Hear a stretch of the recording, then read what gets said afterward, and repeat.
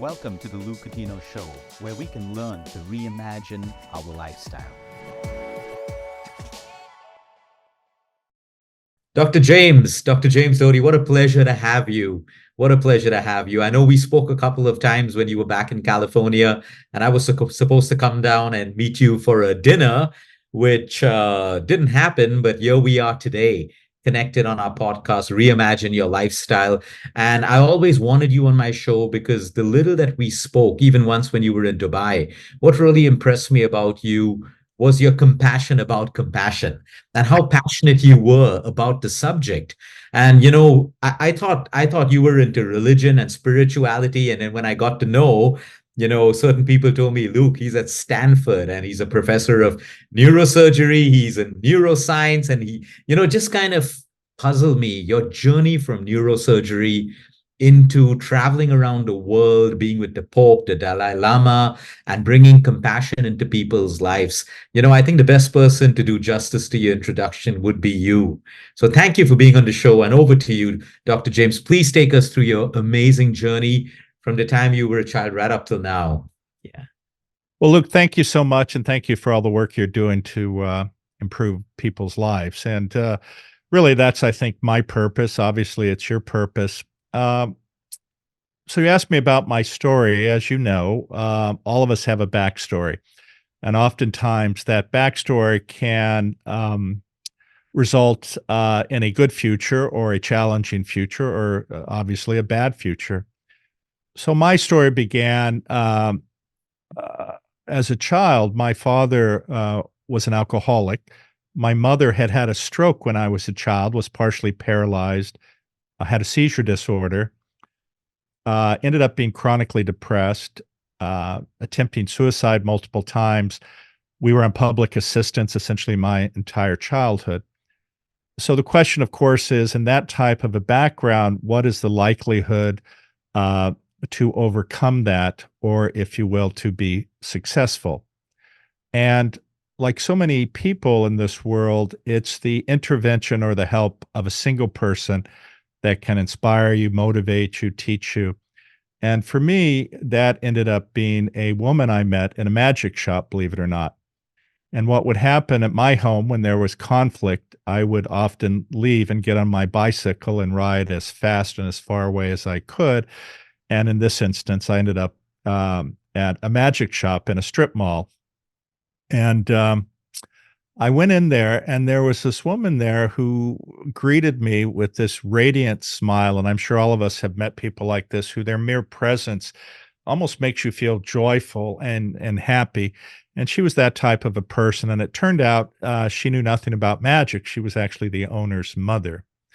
But we began a conversation. And the interesting thing about it, I was 12 years old at the time, is that obviously I had no self-awareness. I was very shy. I was insecure and frankly ashamed of my background. So typically I wouldn't freely interact with somebody, and this woman was in her 50s.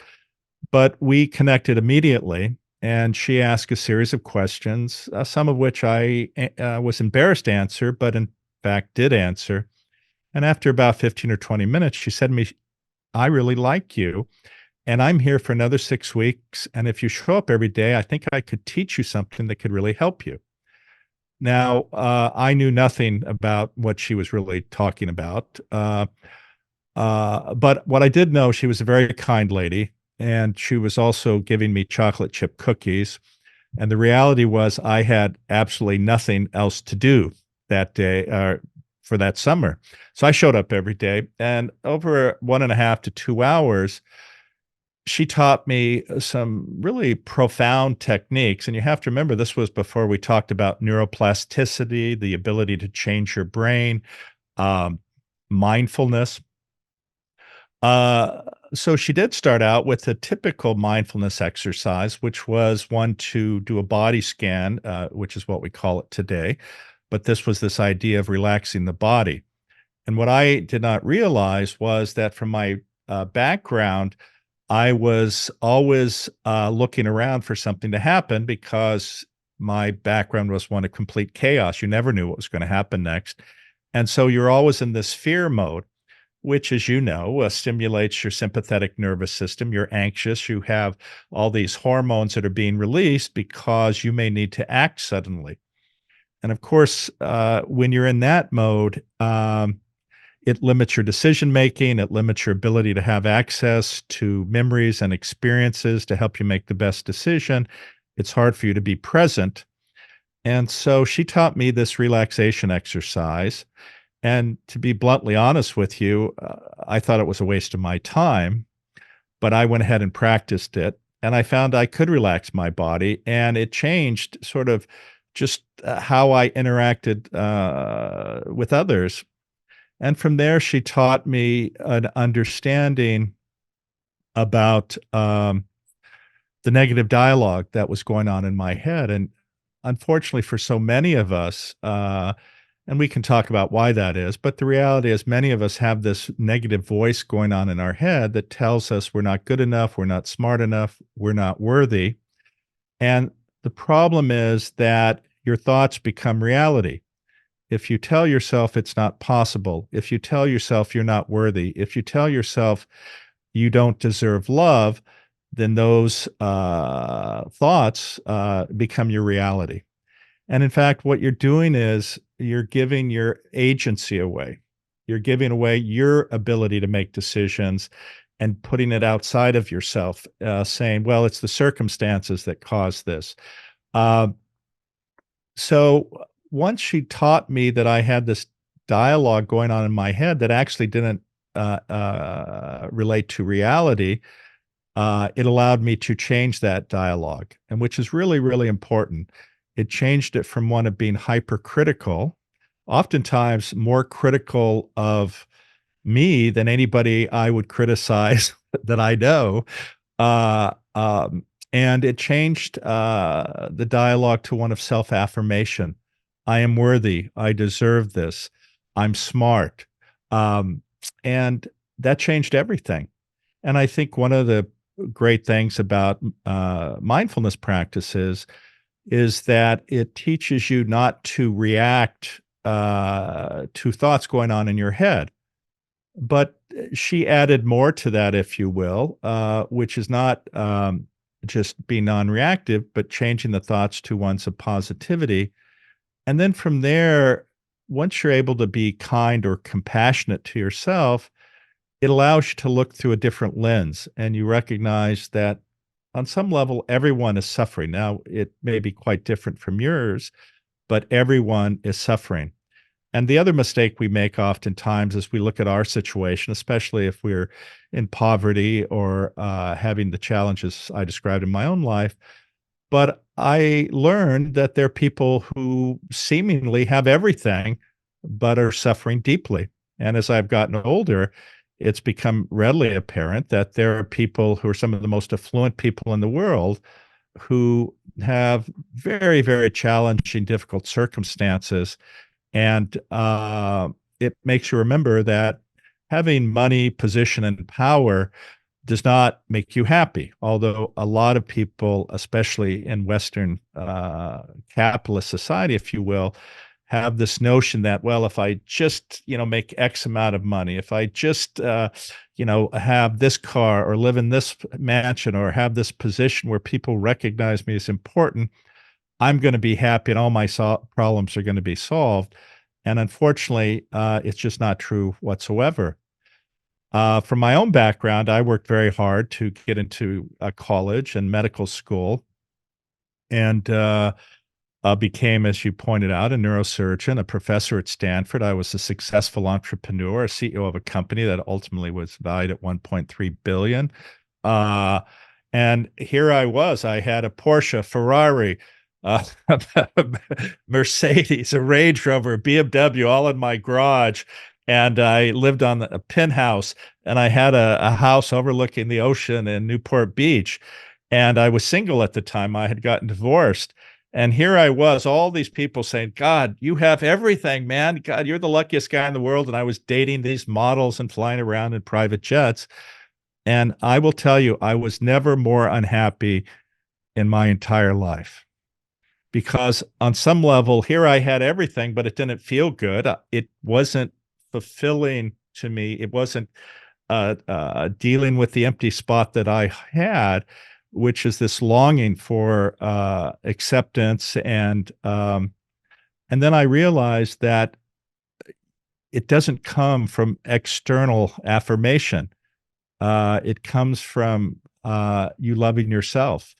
And when I switched again to understanding that reality, I gave myself the ability to be happy because it's a choice each of us makes. It's not about what's out there. It's not about what somebody says. It's about how you feel inside. And that was probably the greatest lesson that I learned, but it did not happen overnight. Wow. Thank you so much for being so honest about your journey and how you felt and the kind of situation you were in. Usually most people like to show the best part of their life and, hide their suffering. But thank you. That was very honest of you, doctor. And that's what I really like about you, the little conversations that we've had before. I want to go back into neurosurgery, neuroscience, because I just see your amazing journey from the first book to your latest book, Mind Magic. You talk about the brain, you talk about neuroscience, you talk about manifestation, you talk about mindfulness. It's very rare for a medical doctor to eventually, speak this way. So was it always part of your practice? Was it always part of your lectures to talk, hardcore science and neuroscience and also bring in the finer points of mindfulness and manifestation? And what inspired you to write Mind Magic? Well, I think you only asked 10 questions, but I want to know it all. Yeah. yes. But first of all, I was never a bad person. I mean, in the sense that, I wasn't stealing things. I wasn't hurting people. I just was insecure and ashamed.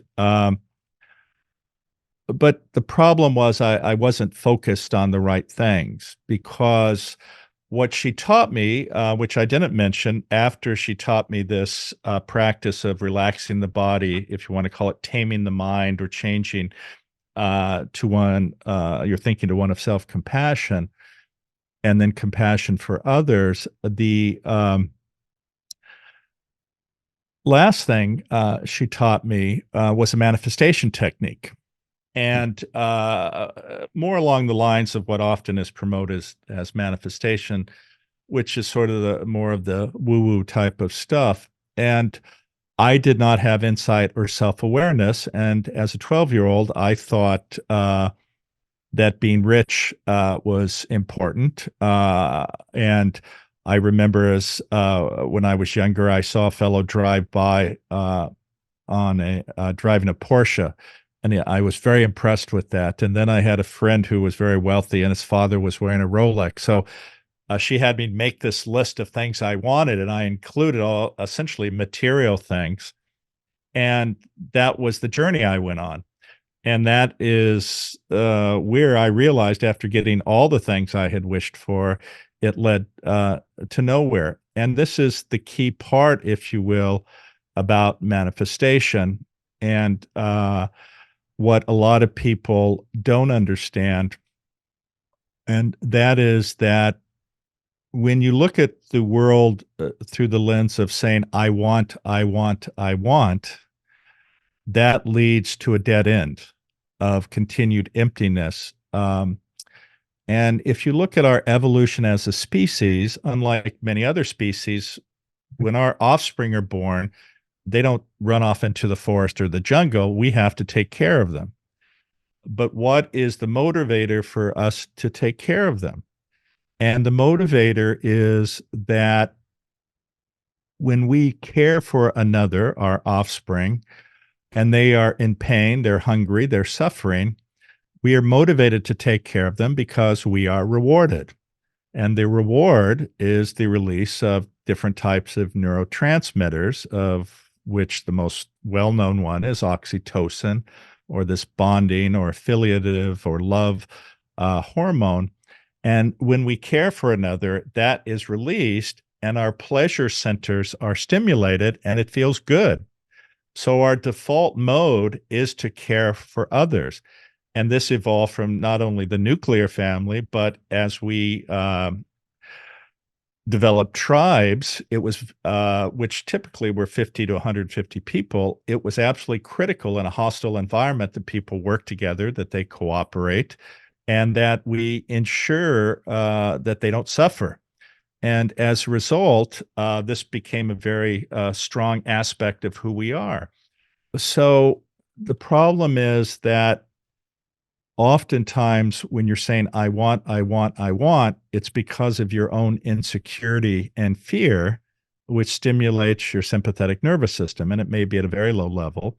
I think it's also very common in modern society. And the problem with that is it actually negatively impacts different parts of your brain that are associated with manifestation. Now, that's not to say it won't happen. I'm just saying, if you look at manifesting, most of us who've never been exposed to that term and they're just living our lives, we're all trying to manifest every day. We'll look at something and say, I'd like to be that, or I want that. But we don't have any tools. We just say it. Then you have another subset of people who have been, I believe, misled by books like The Secret. And The Secret teaches you a lot of the woo-woo techniques and this idea of law of attraction. But every statement is, I want. If I just get this, I'll be happy. And it's just not truth. But if you actually look at it through the lens of how can I be of service, how can I care, the likelihood of manifesting is much, much higher, especially with the techniques that we know through a variety of different experiments actually increase the likelihood of one manifesting. And this isn't to say that you ultimately don't personally benefit, but the primary objective is to do actions or have desires that are oriented around being of service or helping the other.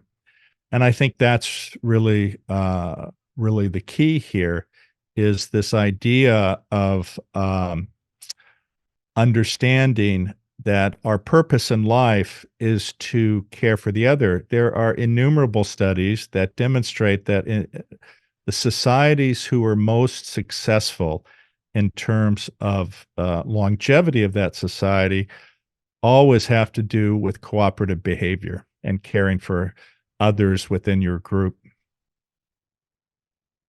Wow. Wow, that's a whole different spin on manifestation. But I like what you said. So could we kind of relate that to intent, the intent behind what I want to manifest? You know, if it comes from a space of love, if it comes from a space from care, it changes the whole energy of the affirmation or the manifestation. Is that correct, Doctor? Yes, absolutely. And a lot of people think that some of the stuff that is promoted through pseudoscience, or as some would say, woo-woo, actually works. And at some level, it may work.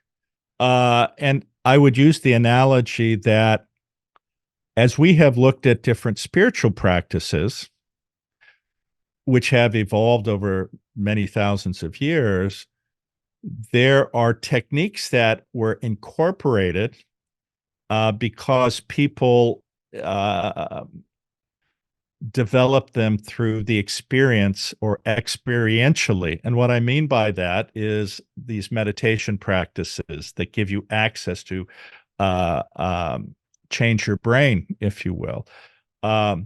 These evolved over thousands of years, but they've ended up being associated with dogma attached to them. And that's typically the dogma of that religious practice or a spiritual practice. But neuroscience has actually caught up and has demonstrated that many of the things that are wrapped into religious or spiritual practices actually have a scientific basis. And so in some ways, this is analogous to the typical way of manifesting, which is by writing things down, repeating them, seeing yourself in those situations. And those actually do give you access. But understanding your intention, which I think is a very important thing.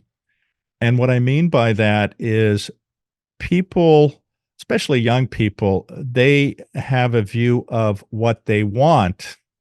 They don't understand the difference between what they want and actually what they need and will actually make them flourish. And I think that is really what we're talking about here. Because, as you know, a lot of young people either want to be celebrities, influencers, or have a lot of money. And the problem with that is it's because of this false narrative that we were talking about, that if you have success, prominence, wealth, position, that your life is going to be full and meaningful.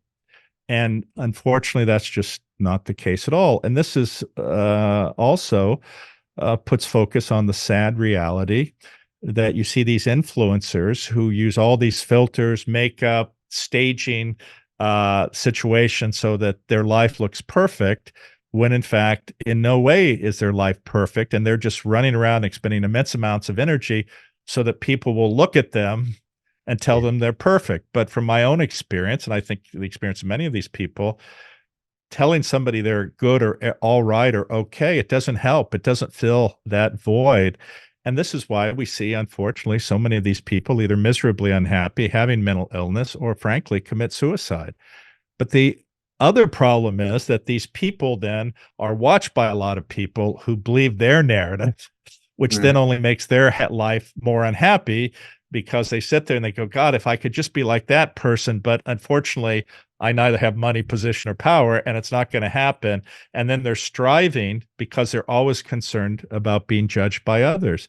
And it's having the security of who you are as a human being and accepting yourself that gives you that sense of acceptance and a sense of serenity and a feeling that you're okay. It doesn't come from external sources. And again, this is a narrative that has been promulgated over and over again. It's interesting. If you look at these blue zones in the world where, people live typically a century, well, I'm sure you know, and diet is important, and especially a plant-based diet. But the reality is, if you take all of these, subtract all of these components, the diet, if you get, the people not to smoke, if you moderate alcohol, if you remove every other of these components that contributes, in the big scope of things, they only make a small contribution to your longevity. And why is that? Because the most important contributor to longevity has to do with deep connections with others and depth of relationships, period. And so, yes, all the other stuff is great, but I'm sure you've seen the pictures of, let's say, somebody like Churchill. He's smoking a cigar, he's drinking his fourth scotch, he's morbidly obese, and, he lived to like 98 or whatever it was. And there are people like that. Now, I'm not saying to do that. I'm just saying, though, by far and away, those are the most powerful contributors to longevity. And this is why in these blue zones, people grow up there, they die there, but they are accepted. People know everything about them. They know the good part, the bad part. The community there still loves them, tries to teach them. They're in intergenerational family situations. People are supportive of them. And so they don't have the stress and anxiety and fear of judgment that people often in Western cultures, modern Western cultures, have. And this is really actually one of the greatest contributors to poor health. And it all relates to the creating of unneeded stress and anxiety and ultimately depression.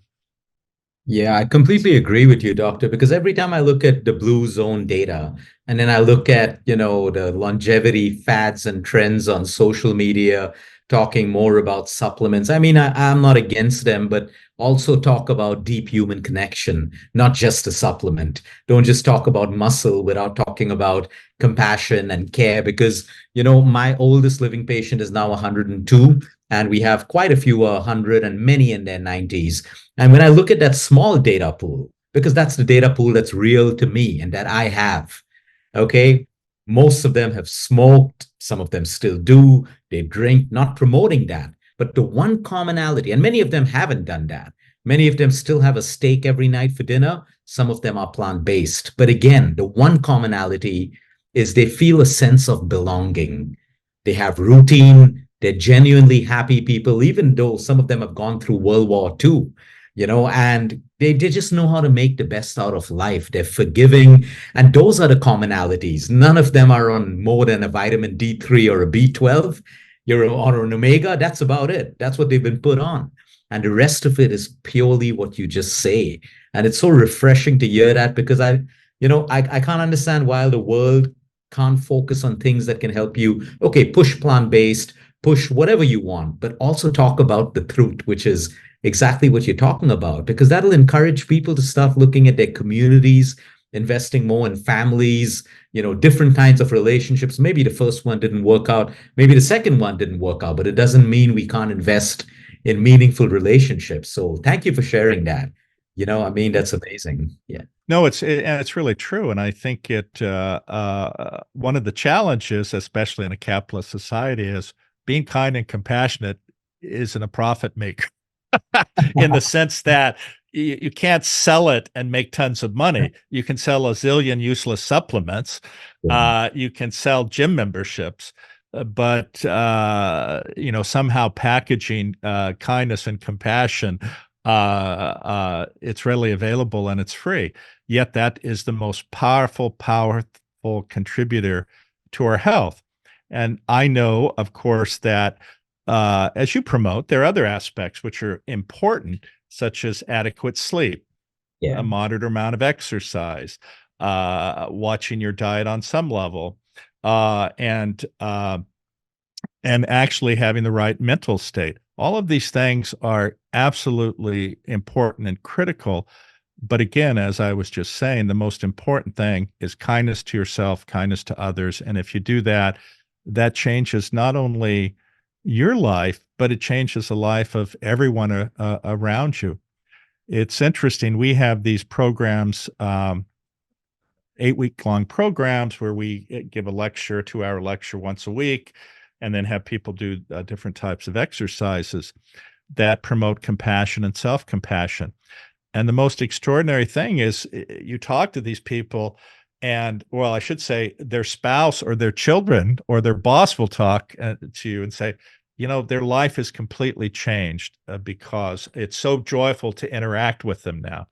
And this can extend not only to the individual, but even in the corporate environment, which is what's amazing. There are a number of studies that demonstrate when a company actually incorporates this type of narrative into the mission statement, it increases creativity, it increases productivity, it decreases healthcare costs because you don't have all these costs for sort of these mind-body disconnects, headache, low back pain, gastrointestinal problems, fatigue.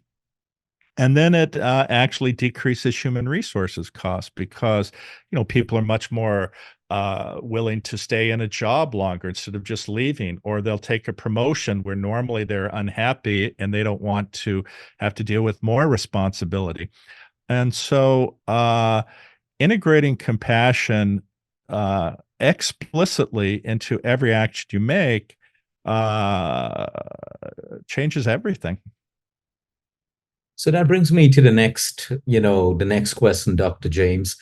Compassion. You started your whole journey. You traveled around the world. You met the Pope, the Dalai Lama, and all over leaders across the world. What made you take off on that journey? And what are some of the learnings from each of these spiritual leaders, these leaders around compassion? I would love for you to share your learnings with us. Sure. And it's interesting because I tell people I'm an atheist, and everybody seems to be shocked by that. And it's not that I believe in nothing per se. I refuse to participate in a narrative that somehow says what I believe in is better than what you believe in.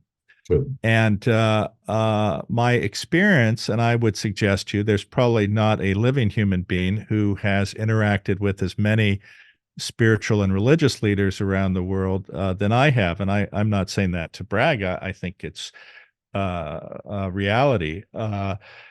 Three people who we've lost over the last few years, Archbishop Tutu, Thich Nhat Hanh, Solgo Rinpoche, who was the author of the Tibetan Book of Living and Dying. I was close to all of them.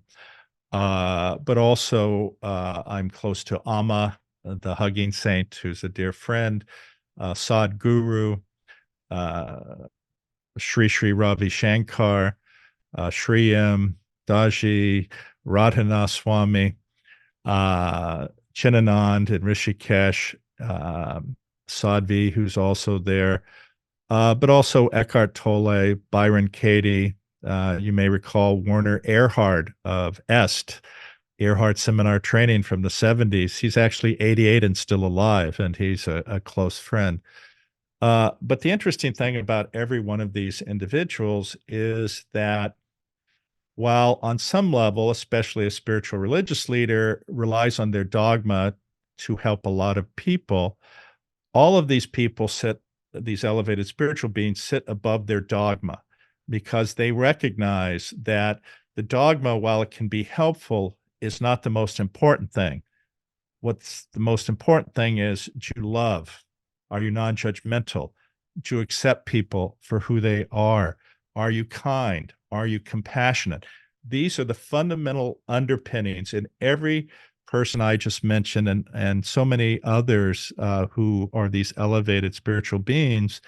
That is how they see the world. And that is why when you're around them, and I'm sure you've been around some of these people, Sadhguru or the Dalai Lama, Amma, you immediately get a sense that you're accepted and you're okay as you are. And that is so, so powerful. And that's why they have all of these followers, because nothing is better to be in the presence of somebody who you immediately connect with, who wants nothing from you. They ask for nothing. They're just there to be vessels of love. And I know that may sound trite and sort of crazy, especially from a neuroscientist or a neurosurgeon, but that is the reality that I've experienced over many, many years. And it is such a joy still to me to visit and spend time with these individuals. I was recently in Hyderabad, and there's an ashram there called Kana Shanti Vanam, which Daji's, is, right? yes, exactly. Oh, you know Daji. Been there. We worked very close. In fact, the names that you mentioned, I'm proud to say, I've worked very closely with Guru Dev, Sri Ravi Shankar. In fact, tomorrow morning, I fly out to Rishikesh and I shared a stage with Sadhviji. We met in the Ah, Maldives in October and we did a couple of sessions. And I'm invited to her ashram tomorrow and we're going to be talking on ah, spirituality and health. So I'll tell her you said hi. Yeah. yes. She is a very dear friend. And in fact, there's something, I don't know if you know, it's called the um, Council of the Parliament of the World's Religions, and they meet every few years, and typically about 10,000 or so people, 10,000 people show up, and it's a gathering of all these different religious groups, and they share what they're doing, they interact, they do programs together, and it's probably one of the biggest interfaith dialogues that there is. But the last one was in Chicago in the fall, and actually Sadhvi and I did two programs on the stage together, and which was wonderful. And then I was in Hyderabad recently with Daji, who is a very close friend, and actually we're doing some programs together. So it's a small world. In fact, I'm going to probably head to India in June to stop by and see a few of these people. The challenge for me is that I know so many of them, and they all get mad at me if I don't stay at their ashram. Yeah, that would be a tricky one, choosing which Yeah, one. because I would spend about 5 months or 6 months running around, and but anyway, it's always a wonderful pleasure to hang out. So that's great. It sounds like we have a lot of paths that intersect. Yeah, no, thanks for sharing that. And I wanted to talk about neuroplasticity. Just go a little technical into the subject that you once taught and all the patients that you've seen over the years. Can you explain to us, how we can use our knowledge of neuroplasticity, the very fact that we have the ability to change the architecture of our brain by changing our thoughts? Can you give us a couple of tools by also explaining in simple terms what this means? So I want to empower people with the thought that wherever they are right now, watching this, watching you, they have a starting point. They can start right now. Well, I think that statement's incredibly important. People have a tendency to sit there and say, well, it's too late. And whether it's being overweight, whether it's a spiritual practice, whatever it is, it's so common. People go, oh, I'm too old, or it's too late, or I've been bypassed by X, Y, or Z. It's never too late. And certainly, it's never too late to change your brain. And people, again, have a tendency to give their agency away. And this is the power you have over your thoughts, and look outward for affirmation. In fact, I'm sure you've been in the position, as almost everyone has, where you have some dream, belief, aspiration, and you'll share it publicly or out loud, and you'll have people even close to you, relatives, say, "You're not going to do that. That's not possible." And it's so unfortunate, because it is possible. The problem with so many people is because they're not able to do it, they don't want you to do it, or they want to sort of have the sense that they have power over you. And what I want to emphasize is that you're the one who has all the power. When you use negative thoughts about yourself, it's like you're building the walls of a prison. And as those walls get higher and higher, it gets darker and darker, and it sort of reinforces this narrative. But as we were talking about, you do have the power to overcome that. Now, let me just comment on a couple of things. One is, we were talking about manifesting your intention. What people don't appreciate is that while our sensory organs, which in many ways define who we are, what we think we are by all this data that comes in, 99.99% of that occurs at a subconscious level and is associated with maintaining body homeostasis so that everything works. But there's actually about 50 to 100 bits of information out of that 10 million bits of information that come in every second that actually is at a conscious level. And it's understanding that you have the ability to embed on a conscious level aspects of manifestation to have an intention occur. And that's really where the key is. Many of the manifestation techniques use techniques that now have been proven by neuroscience. So some of the most important things is, one is a relaxation or breathing exercise, or you may want to call it a mindfulness exercise, because what that does is it allows you to be calm and be present. And in fact, when we're talking about even connection, you have to be present to allow you to connect with another human being. And you can't be distracted thinking about a future that hasn't happened, or some goal you want, which occurs a lot, or beating yourself up again about what could have been or might have been or should have been. So one is you have to get back here, not be off over there. And these types of practices we were just talking about allow you to have that ability.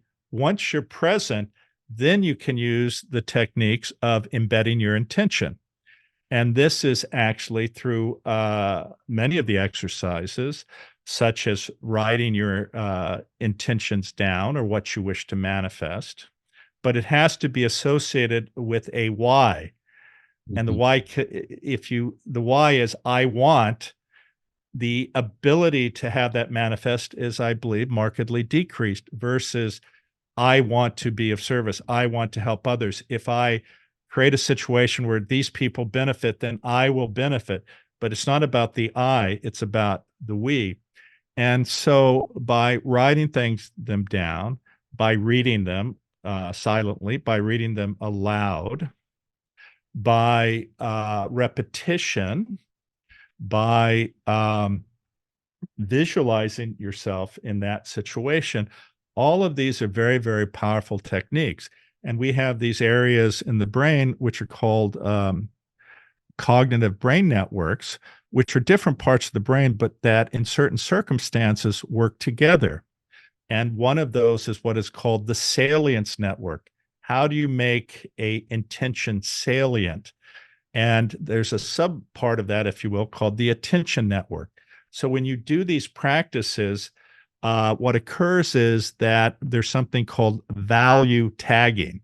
It tags it and it becomes a subconscious intention, which then connects to your executive control network, which then has an effect on your default mode network. And we don't need to go into all of that complicated anatomy. But the point is that it then releases, if you will, a bloodhound, which will search around and around to help you manifest your intention. And what I mean by that is, I'm sure you've been at parties where there's a lot of noise, but if your name is mentioned, you turn to that. Even though there's all this ambient noise, you would never have paid attention to it because who you are, how you identify yourself is deeply embedded with you. And what happens is, and I'll give you an example of what's happened to me recently, if you embed an intention, and I was at a coffee shop and I had been thinking about a project that I wanted to do. And again, everyone's talking in the coffee shop. Well, suddenly I heard somebody talking about the exact thing that I was doing because I was attuned to it. And that led me to engage in a conversation. It led me to meet these individuals who I'm now working with.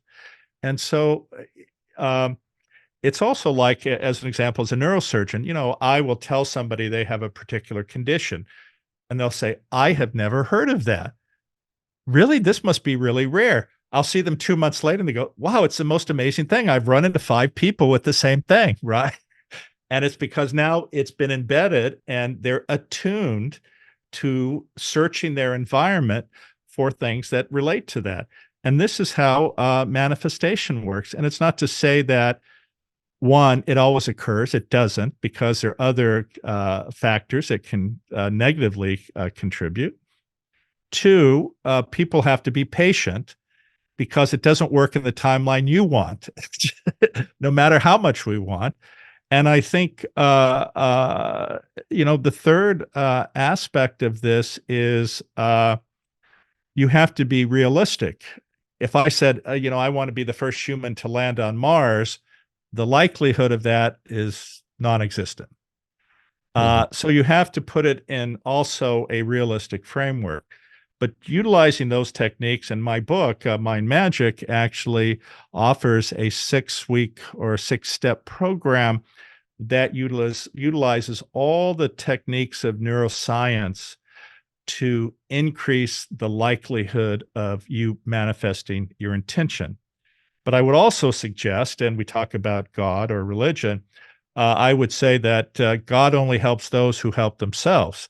So this is not a zero work project.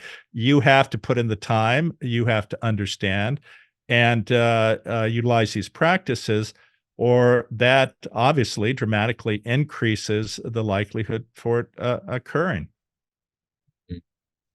Well, that's great. So what you talk about, those parts of the brain, is this similar to the reticulating, activating center of the brain? You're getting into too much anatomy for yourself there. I just want to The RAS is in your RAS. brainstem, and it's reticular activating system, and it's associated with consciousness or an awake state. And while certainly that interacts with a whole variety of different parts of your brain, that's not directly related to what we're talking about today. although obviously indirectly it is because you have to be awake to do these practices. Yeah. Yeah, got it. Got it. Okay, cool. That's helpful. You're the CEO of Happi, and I kind of really enjoyed you taking me through that demo of the app. I wanted to ask you, what was your vision behind this, and what is some of the data coming in? You managed to integrate mental health and AI together. I would love for you to explain to our audience about this app and what you've been working on right now. Sure. Thanks for asking about that. As you know, and I'm sure many of your listeners, mental health is a huge problem right now, and primarily related to living in the modern world. We were talking about the blue zones and how people lived a much simpler life, but they were surrounded by people who supported them, encouraged them, and were there for them. In modern society, unfortunately, most people are not living in proximity to their loved ones, their family members, their siblings. Often they're in high stress jobs that make significant demands on their time.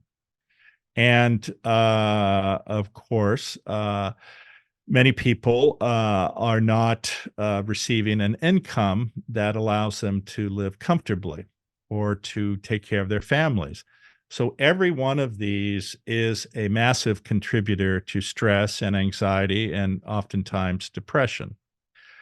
What we do know is, though, and we get back again to this idea of the blue zones or connecting to somebody, we know that oftentimes simply being able to have a conversation with someone who asks the right questions, listens intently, is empathic, compassionate, non-judgmental, and accepting, simply being with somebody like that can have a huge, huge positive effect. Now, one of the challenges with therapists is while they're great, there are two limitations. Well, maybe three. One, they're only available typically in most places 9 to 5. So for the average person, which is when those are the times they work, they're completely distracted from their distress because of the requirements of their job or interacting. When most people get the most stress and anxiety is in the evening when they're by themselves. And you have this voice saying, I need to get this done. I should have done this. Oh my God, if I don't do that, this is going to happen. And of course, if you call the therapist at that time, what do you get? At least in the United States, you get this. If this is a life-threatening emergency, please call 911, which is not the most soothing type of response an individual suffering wants to hear. So looking at this, there were a couple other insights which I think are critically important. Oftentimes, when you talk about, as an example, human avatars, you sit there and you go, well, how could somebody connect with an avatar? And I'm sure some of the listeners and yourself have tried virtual reality glasses. Well, typically what they'll do is they'll change the scenario where from where you're standing, let's say in your office, to now you're on a plank overlooking an abyss, right? And I will tell you that 99.9% of people, even though on a conscious level, they say, I'm wearing VR glasses, they will not jump off that plank, right? And because you've hijacked their subconscious, and that's what you're connecting with, even though on a conscious level, they know it's not real. And what I would suggest you, and I think there's a lot of evidence, when you connect with an empathic, non-judgmental human avatar, you make an emotional connection to it. And that's really, really important because there are chatbots, and this is not to say that they are not necessarily helpful, but there are chatbots that use AI. But imagine you're just typing and that typing's going off into the Netherlands somewhere. There's no emotional connection. And in fact, the other problem is if you type, I'm sad, there's no valence. And what I mean by that is, are you sad, I'm going to commit suicide sad? Or are you sad, I stubbed my toe sad?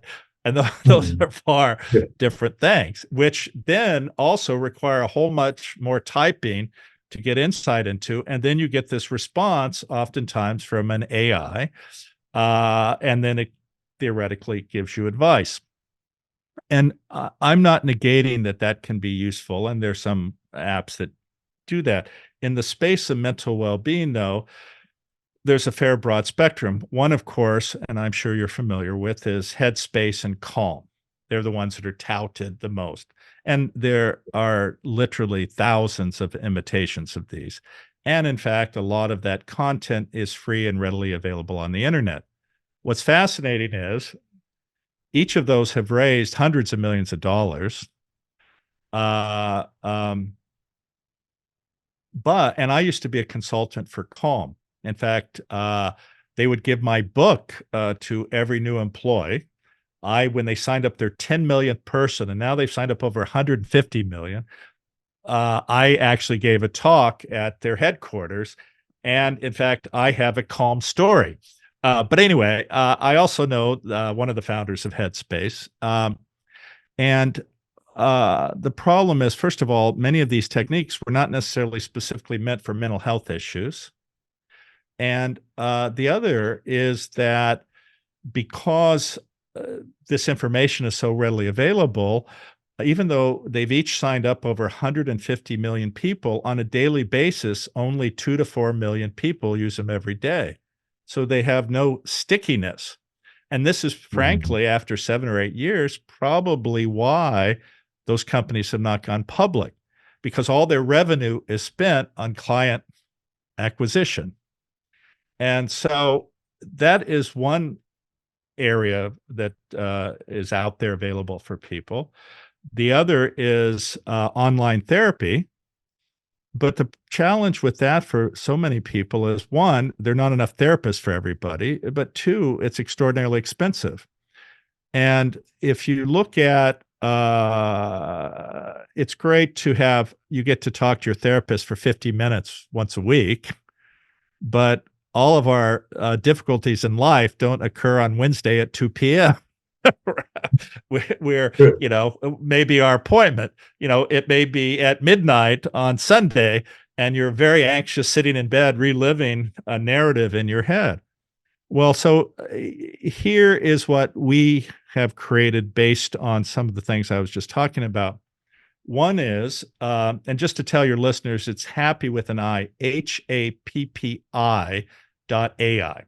And please go there and you can learn more about it. And you can even sign up for a trial that we're doing. But um, imagine a situation where you sign in on your phone app.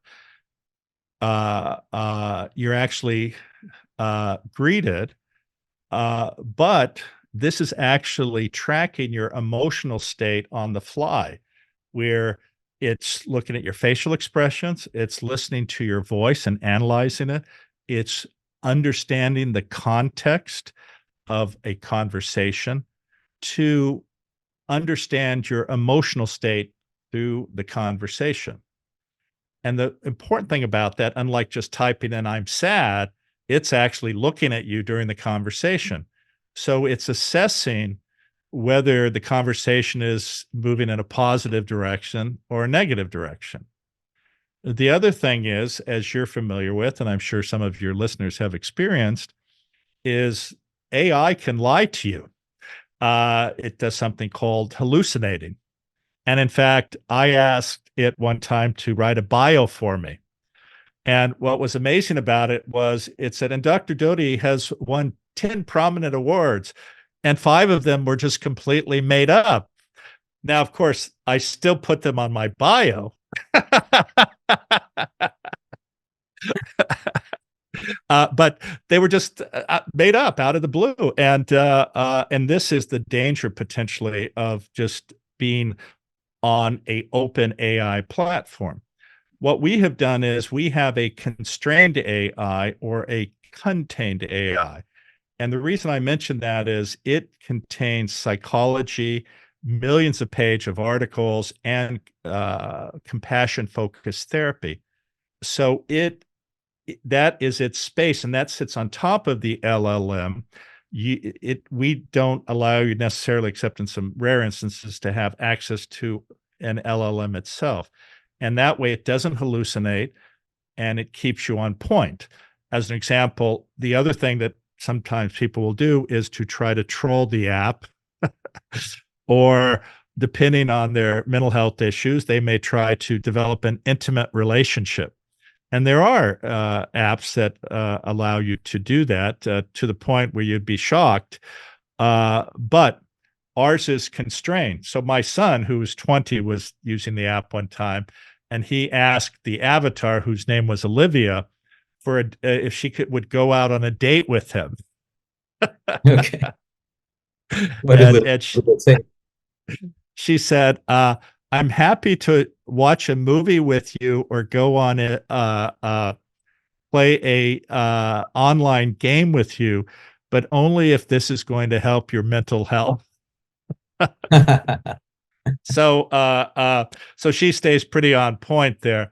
But she can actually give you some amazing and oftentimes interesting insights. And she'll also recommend or teach you different types of meditation practices based on sort of the domain where you mentally are, which may be relating to a physiologic response you're having versus a cognitive response versus a behavioral response. And these are terms, as you know, used in psychology, but the responses she has are tuned to each of those things from the conversation. The other great thing, of course, is she knows a little bit about your background and she has a memory. So if every, for 5 weeks, you're talking about issues with your spouse, then she may sit there and say, how is it going with your spouse? Did you try this technique we had talked about?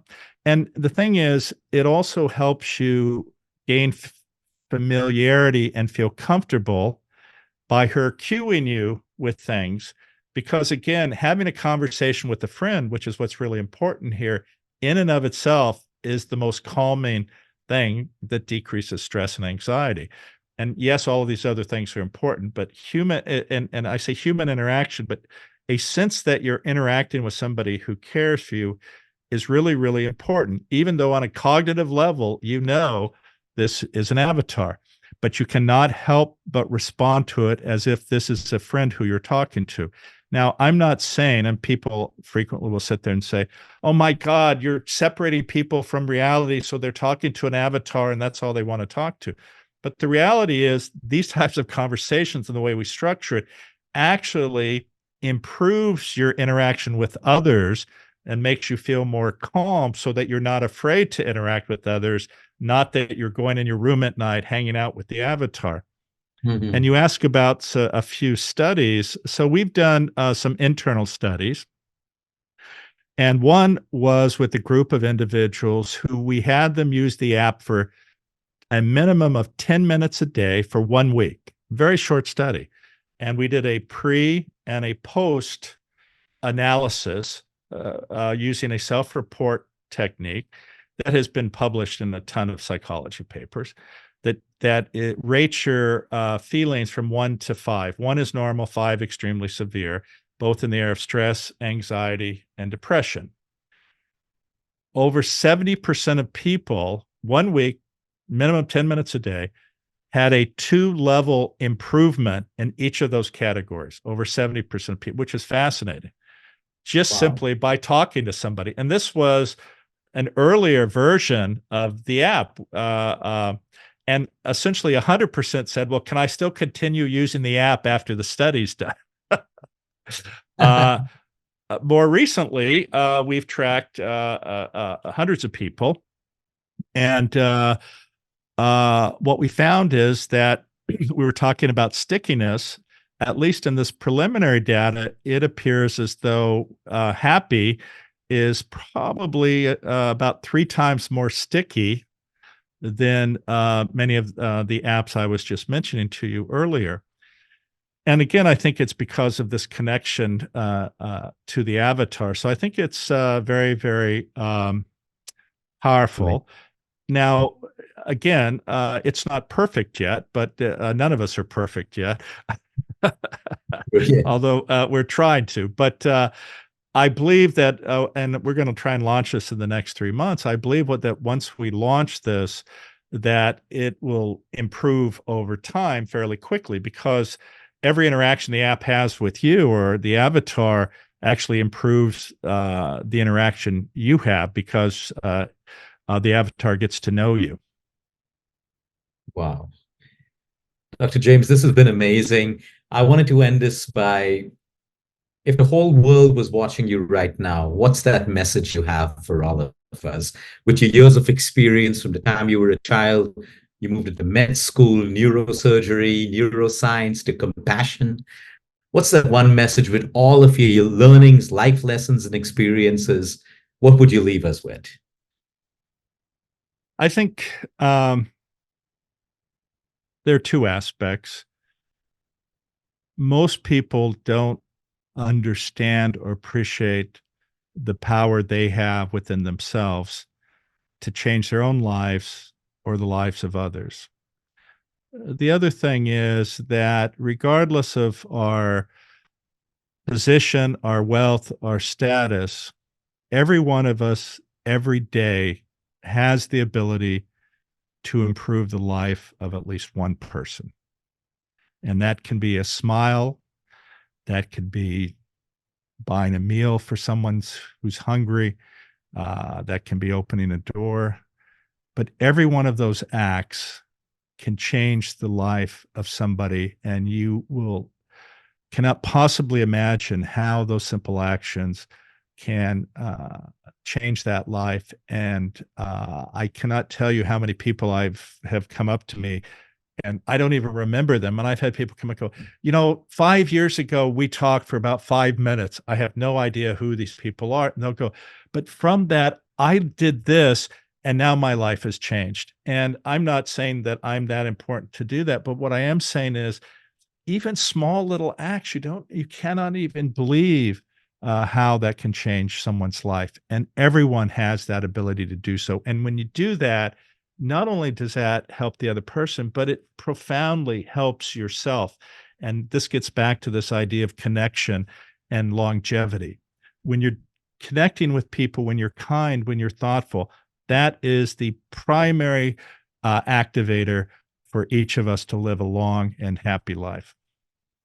That's beautiful, powerful. I feel you. I feel everything you said. I have this concept of planting seeds every day. Just go on planting them, kind seeds, seeds of service. It's going to sprout one day, some may not, but I feel you, Dr. James. Thank you so much. This has been profound, amazing. Hope to see you in India. I am going to manifest meeting you in California really soon, and to take off on a couple of things we spoke about earlier. And I kind of feel it and see it happening already. So thank you once again. Thank you so much for your time. Okay, Luke, you take care of yourself, and you'll be in my thoughts, and I'll look forward to our meeting. And again, say hello to Sadhvi. Tell her I love her. I will. I will do that tomorrow. Thank you. Okay, my friend. Take care. Bye. Stay tuned for more. We're going to continue our journey, learning, sharing, and evolving.